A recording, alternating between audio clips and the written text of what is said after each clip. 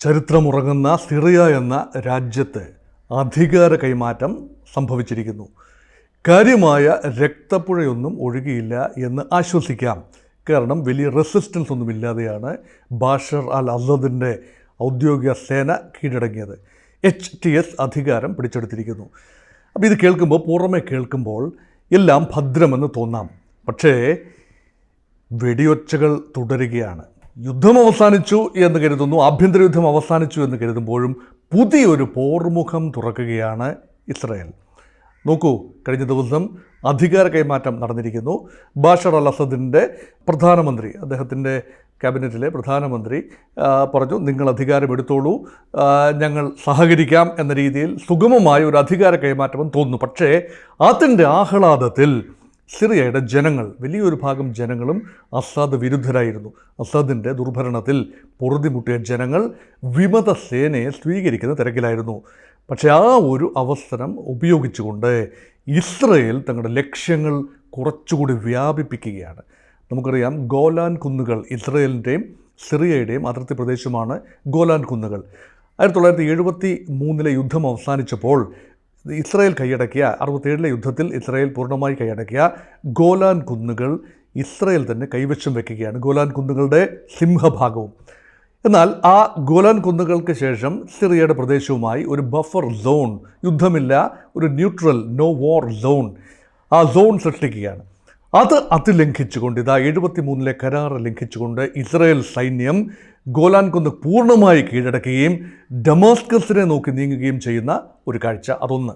2, കഴിഞ്ഞ ഒരു 3 ദിവസത്തിനുള്ളിൽ, അധികാര കൈമാറ്റം നടന്ന 3 ദിവസത്തിനുള്ളിൽ 450ഓളം ഇടങ്ങളിലാണ് ഇസ്രായേലിൻ്റെ വ്യോമസേന അതിശക്തമായ വ്യോമാക്രമണം നടത്തിയത്. അത് കൃത്യമായ ലക്ഷ്യങ്ങളാണ്.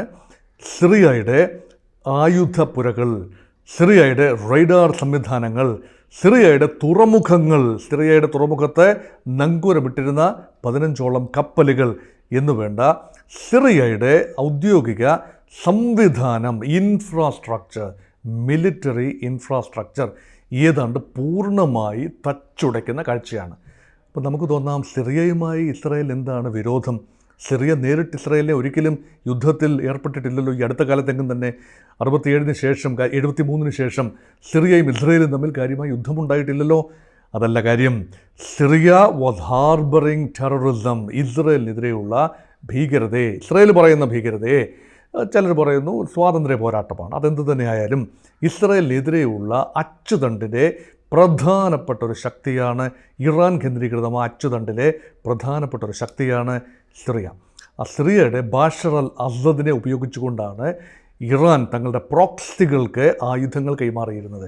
സിറിയ വഴി, ദമാസ്കസ് വഴി ലെബനനിലേക്ക്, ബെയ്റൂട്ടിലേക്ക് എത്തുന്ന ആയുധങ്ങളായിരുന്നു ഹിസ്ബുള്ളയുടെ ബലം. അതുമാത്രമല്ല, സിറിയയുടെ പടിഞ്ഞാറൻ തീരപ്രദേശങ്ങൾ, അത് മെഡിറ്ററേനിയൻ കോസ്റ്റാണ്. അവിടെ വളരെ വലിയ തോതിൽ സൈനിക വിന്യാസമുണ്ട്. ആയുധങ്ങൾ കടൽ വഴി കടത്തിക്കൊണ്ടുവരാനുള്ള തുറമുഖങ്ങൾ.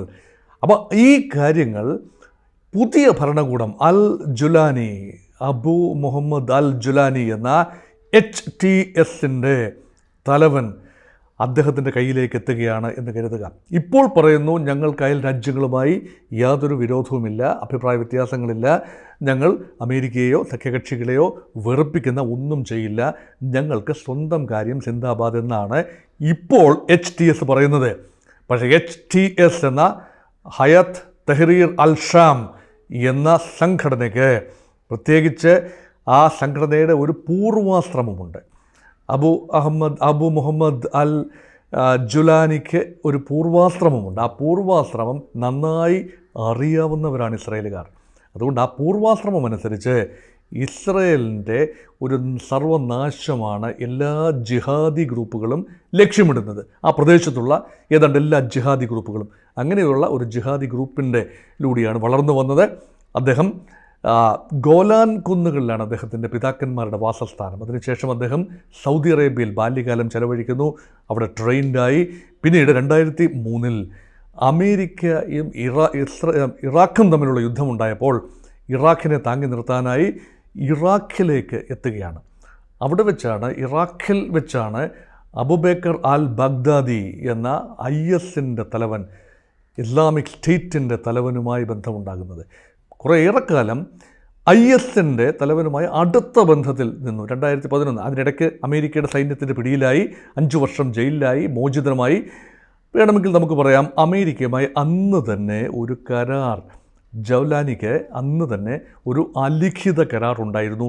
തൽക്കാലം ഞങ്ങൾ താങ്കളെ മോചിപ്പിക്കുന്നു, പക്ഷേ ഞങ്ങൾക്കെതിരെ താങ്കൾ തിരിയരുത്, താങ്കൾ സ്വതന്ത്രമായ അസ്തിത്വമായിക്കൊള്ളൂ, ഞങ്ങൾ ആക്രമിക്കില്ല എന്ന ഒരു ഉറപ്പ് അമേരിക്കയുടെ ഭാഗത്തുണ്ടായി എന്ന രീതിയിലാണ് ഇപ്പോൾ സംസാരം കേൾക്കുന്നത്. ഇപ്പോഴുള്ള നീക്കങ്ങളും ഒരുപക്ഷെ ആ രീതി സ്ഥിരീകരിക്കുന്ന രീതിയിൽ തന്നെയാണ്.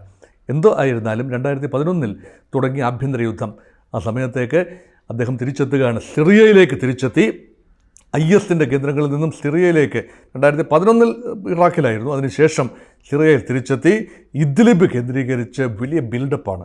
ആ ബിൽഡപ്പിൻ്റെ ഉദ്ദേശമെന്ന് പറയുന്നത് അൽ-ഖയ്ദയിൽ നിന്നും IS-ൽ നിന്നുമെല്ലാം ആക്കലം പാലിച്ചുകൊണ്ട് ലോക്കലി സിറിയയുടെ മോചനം, ബാഷർ അൽ അസദിൽ നിന്നും സിറിയയെ മോചിപ്പിക്കുക എന്ന ഒറ്റ ലക്ഷ്യം, ആ ലക്ഷ്യം വെച്ചുകൊണ്ട് ആരെയും വെറുപ്പിക്കാതെ എന്നാൽ ആഭ്യന്തരമായി പരമാവധി സന്നാഹങ്ങൾ ഒരുക്കിക്കൊണ്ട് പ്രവർത്തിക്കുന്ന പല തീവ്ര ഗ്രൂപ്പുകളിൽ ഒരെണ്ണമാണ് ജവലാന് നേതൃത്വം നൽകുന്ന HTS. ആ സംഘടനയാണ് ഇപ്പോൾ ഏറെ പേര് കേൾക്കുന്ന സംഘടന. ആ സംഘടനയുടെ മിലിഷ്യകളാണ്, സൈന്യങ്ങളാണ്, അർദ്ധസൈനിക വിഭാഗമാണ്. അവരാണ് ഇപ്പോൾ ഡമാസ്കസ് പിടിച്ചെടുത്തിരിക്കുന്നത്. അപ്പോൾ മറ്റു സൈന്യങ്ങളോ? മിനിമം 6 സൈന്യങ്ങളെങ്കിലുമുണ്ട്. ഖുർദുകളുടെ ഒരു സൈന്യമുണ്ട്. ഖുർദുകളുടെ സൈന്യങ്ങളുടെ കയ്യിലാണ് ഏതാണ്ട് സിറിയയുടെ 1/3 പ്രദേശവും വടക്ക് കിഴക്കൻ പ്രദേശങ്ങൾ അടങ്ങുന്ന ഖുർദ് മേഖലയിലാണ്. അവിടെ അവർക്ക് പൂർണ്ണ നിയന്ത്രണവുമാണ്. അതുമാത്രമല്ല അമേരിക്കൻ സൈന്യം തെക്ക് ഒരു ടാൽഫ് മേഖലയിലെ അമേരിക്കൻ സൈനിക സാന്നിധ്യമുണ്ട്. അതുമാത്രമല്ല ഒരുപാട് മിലിഷ്യകൾ, ടർക്കിഷ് ബാക്ക്ഡ് മിലിഷ്യകളുടെ പ്രവർത്തനം വടക്കൻ സിറിയയിൽ വളരെ വ്യാപകമാണ്. കേവലം ഒരു മിലിഷ്യ മാത്രമായ HTS-ന് അധികാരം നേടാനായപ്പോൾ മറ്റ് മിലിഷ്യകളെ കൂടെ ചേർത്ത് ഒരു കൊയലീഷനായി നീങ്ങുമ്പോൾ അവിടെ സിറിയയുടെ കയ്യിലുള്ള ആയുധങ്ങൾ നേരെ ഈ പുതിയ മിലിഷ്യയുടെ അല്ലെങ്കിൽ പുതിയ ഭരണകൂടത്തിൻ്റെ കയ്യിലേക്ക് എത്തുന്ന സാഹചര്യം ഇസ്രയേലിനെ സങ്കല്പിക്കാനാവാത്തതാണ്. എന്തു വില കൊടുത്തും തങ്ങളുടെ ആ ഒരു പ്രഹരശേഷിയെ, സിറിയയുടെ പോസിബിൾ പ്രഹരശേഷിയെ കുറച്ചു കൊണ്ടുവരിക. കാരണം തരം കിട്ടിയാൽ പിന്നീട്, ഇപ്പോൾ സ്ഥിതിഗതികൾ ശാന്തം, പക്ഷേ കിട്ടുന്ന ഏർലിയസ്റ്റ് ഒക്കേഷനിൽ ആദ്യം വരാൻ പോകുന്ന ജൗലാനിയുടെ ഡിമാൻഡ് എന്താണ്? ഞാൻ ഗോലാൻ ഹൈറ്റ്സുകാരനാണ് ഒറിജിനലി, രക്തം കൊണ്ട്. ഞാൻ എൻ്റെ ജന്മസ്ഥലം ഇസ്രായേലിൽ നിന്ന് മോചിപ്പിക്കാൻ പോവുകയാണ്. ഇസ്രായേലിനെ സംബന്ധിച്ചിടത്തോളം ഇസ്രായേലിൻ്റെ സുരക്ഷയ്ക്ക് വളരെ പ്രധാനപ്പെട്ട തന്ത്രപ്രധാന മേഖലയാണ് അതിർത്തി മേഖലയായ ഗോലാൻ കുന്നുകൾ. അപ്പോൾ ഗോലാൻ കുന്നുകളിലേക്ക് ആദ്യം ആക്രമണം വരും. അതിനുശേഷം ആ സംഘടനയുടെ HTS എന്ന് പറയുന്നതിൻ്റെ S എന്ന് പറയുന്ന അവസാന ലെറ്റർ ഷാം എന്നാണ് അതിനർത്ഥം. അൽ ഷാം എന്ന് പറഞ്ഞാൽ ആ മേഖല, ലെവാന്തിൻ്റെ പടിഞ്ഞാറൻ മേഖല മുഴുവനായി ഉൾപ്പെടുന്ന ഒരു സങ്കല്പമാണ് ഷാം എന്ന് പറഞ്ഞാൽ. സിറിയ മാത്രമല്ല, സിറിയയോടൊപ്പം എൻറ്റയർ ഇസ്രയേൽ ആൻഡ് പാലസ്റ്റീൻ, അതായത് വെസ്റ്റ് ബാങ്കും ഗാസയും അടങ്ങുന്ന പ്രദേശവും അതുപോലെ ലെബനനും എല്ലാം ചേരുന്ന ജോർദാൻ്റെ പ്രദേശങ്ങളും ഒക്കെ ചേരുന്ന വിശാലമായ ഒരു ഭൂമിക. ആ ഭൂമികയ്ക്ക് വേണ്ടിയാണ് നിലകൊള്ളുന്നതെന്ന് പേരിൽ തന്നെ സൂചനയുള്ള ഹയാത്ത് തഹ്രീർ അൽ ഷാം എന്ന സംഘടന അധികാരം പിടിക്കുമ്പോൾ ഇസ്രയേലിനെ കയ്യും കെട്ടി നിൽക്കാനാവില്ലല്ലോ. സ്വാഭാവികമായി ആ സംഘടനയെ ഒരു സംശയദൃഷ്ടിയോടുകൂടി തന്നെയാണ് ഇപ്പോൾ വ്യാപകമായൊരു ഭരണമാറ്റം വന്നിരിക്കുന്നു. ഇസ്രായേലിൻ്റെ വിജയമാണ് എന്ന് വേണമെങ്കിൽ പറയാം. കാരണം ഹിസ്ബുള്ളയെ പൂർണ്ണമായി എലിമിനേറ്റ് ചെയ്ത, പൂർണ്ണമായിട്ടല്ലെങ്കിൽ പോലും ഹിസ്ബുള്ളയെ പരമാവധി നിർവീര്യമാക്കിക്കൊണ്ട്, അത് മാത്രമല്ല ഒരു വെടിനിർത്തൽ കരാർ പോലും ഒപ്പിട്ടുകൊണ്ട് ഹിസ്ബുള്ളയുടെ മൂവ്മെൻറ്റ് കംപ്ലീറ്റ്ലി പാരലൈസ്ഡായി. ആ പ്രയോജനം, ആ തക്കം നോക്കിയാണ് യഥാർത്ഥത്തിൽ സുന്നി സൈന്യങ്ങൾ, അതായത് സിറിയയുടെ വടക്കൻ പ്രദേശത്ത് തമ്പടിച്ചിരുന്ന സൈന്യങ്ങൾ, HTS സൈന്യങ്ങൾ ആദ്യം അലപ്പോ എന്ന നഗരം പിടിച്ചെടുക്കുന്നു. ഇദ്ലിബിൽ നിന്നും അലപ്പോയിലേക്ക് ചെന്ന് അലപ്പോ പിടിച്ചെടുക്കുന്നു. രണ്ടാമത്തെ വലിയ നഗരമാണ് സിറിയയുടെ. പിന്നീട് തെക്കോട്ട് യാത്ര ചെയ്ത് ഹമാ നഗരം പിടിക്കുന്നു. അതിനുശേഷം മൂന്നാമത്തെ വലിയ നഗരമായ ഹോംസ് നഗരം പിടിക്കുന്നു. അത് ദമാസ്കസിന് തൊട്ട് വടക്കാണ്. എന്നിട്ട് ദമാസ്കസിനെ 2 വശത്തുകൂടി എൻസർക്കിൾ ചെയ്ത് തെക്ക് വന്നതിന് ശേഷം ചുറ്റുപാട് നിന്നുകൊണ്ട് ദമാസ്കസിനെ സമ്മർദ്ദപ്പെടുത്തി ബഷർ അൽ അസാദിൻ്റെ പ്രയാണം മോസ്കോയിലേക്ക് റഷ്യയിലേക്ക് അദ്ദേഹം പോവുകയും ചെയ്തു. അതുമാത്രമല്ല സൈന്യത്തിൻ്റെ നല്ലൊരു പങ്ക്, അദ്ദേഹത്തിൻ്റെ സൈന്യത്തിൻ്റെ നല്ലൊരു പങ്ക് കിഴക്ക് ഇറാനിലേക്ക് പലായനം ചെയ്തു. അങ്ങനെ അധികാരം കൈമാറി. ഇനിയാണ് പ്രധാനപ്പെട്ട സംഭവം. ബഷർ അൽ അസദ് തൻ്റെ പ്രതിയോഗികളെ നേരിടാനായി ഒരുക്കി വച്ചിരുന്ന ജൈവ ആയുധങ്ങളുടെ വലിയ ഒരു പങ്കുണ്ട്.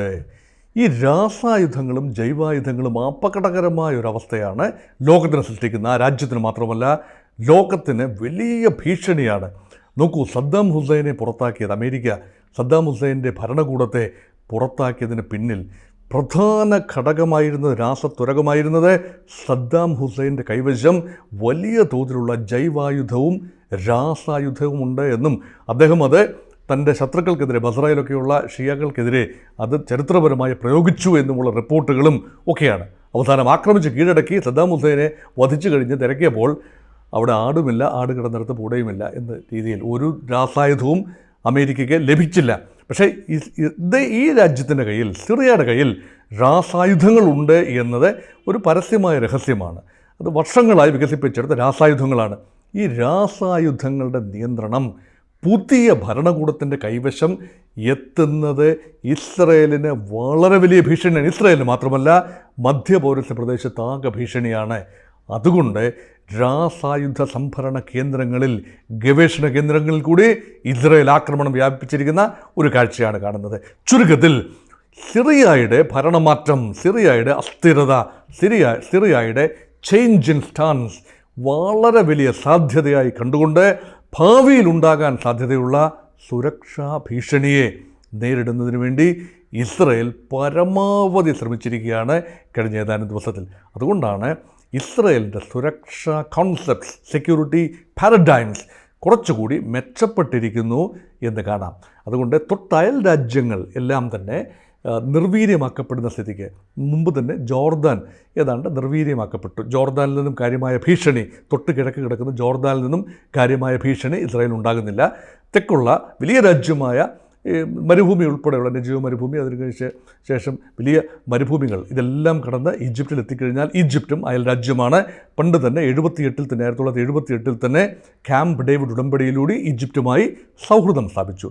വടക്ക് ലെബനൻ ചെറിയ രാജ്യമാണ്. അവിടുത്തെ ഹിസ്ബുള്ളയെ നിർവീര്യമാക്കി കഴിഞ്ഞാൽ പിന്നെ അവിടുന്നുള്ള ആക്രമണം പ്രതീക്ഷിക്കേണ്ട. പടിഞ്ഞാറുള്ളത് കടലാണ് ഇസ്രായേലിൻ്റെ. ആ കടലിൽ തീർച്ചയായും ഇസ്രായേലി നാവികസേനയുടെ മേധാവിത്വം അവിടെയുണ്ട്. അതുകൊണ്ട് ഇസ്രായേൽ ആകെ ഭയന്നിരുന്നത് സിറിയയിലൂടെ കടന്നു വരാവുന്ന ഒരു കരയാക്രമണമാണ്. ആ ഒരു സാധ്യത കൂടി കൊട്ടിയടച്ചുകൊണ്ട് ഈ അനുകൂല അന്തരീക്ഷം ഇസ്രായേൽ പ്രയോജനപ്പെടുത്തുന്ന കാഴ്ചയാണ് കാണുന്നത്. ഇതാണ് ഇപ്പോൾ സിറിയൻ ആഭ്യന്തര കലാപത്തിൻ്റെ ഇപ്പോഴത്തെ ബാക്കി പത്രം.